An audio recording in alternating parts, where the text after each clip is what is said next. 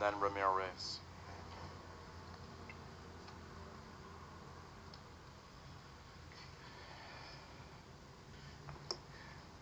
Good evening, Mayor, City Council. My friend Motek wanted me to say something about the libraries. I read a lot. I spend a lot of time in libraries. I mean, too much time in libraries. I'm becoming real good friends with the state librarian, so I'll mention Motek next time I see him. This year is the Sesquicentennial of freedom. Well, what is that? Sesquicentennial is 150 years. The end of the Civil War, the death of President Abraham Lincoln. The U.S. Congress decided that we shouldn't just rest on a war measure. We should actually have a 13th Amendment to end slavery in the United States.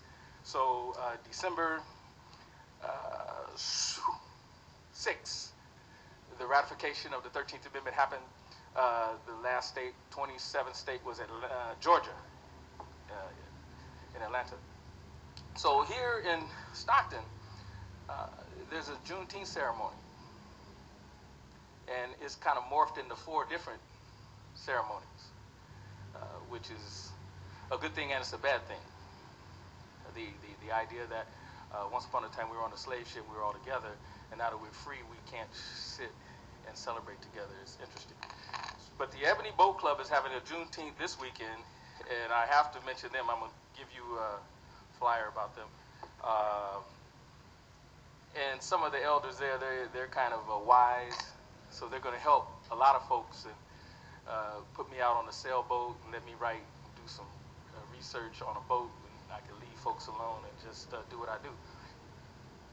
The Chamber of Commerce on the 18th is going to have allowing us to use it to celebrate the diversity of agriculture. And since we're the 7th largest agricultural economy, well, not necessarily the world, but certainly the 7th largest county economically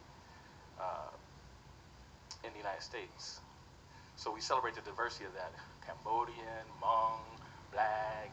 If you know how to farm, if you're producing something, you should have equity in terms of services, and our children should be able to deal with that. So agriculture is kind of important to slavery because that's what people of African descent were doing for well over 400 years.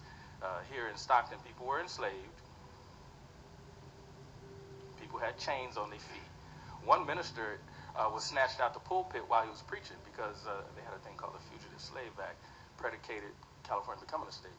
So we're celebrating this Sesquicentennial of freedom, and we're going to have a flag raising ceremony, and I thank our esteemed veterans here because we're going to work it out and highly recognize Mr. Gutierrez, who's the author of civil rights, and he has more whiskers than me, and I'll be quiet and pass out some information, but there's a profound debt we owe to those that sacrificed, put their lives on the line for us to be free today. Thank you.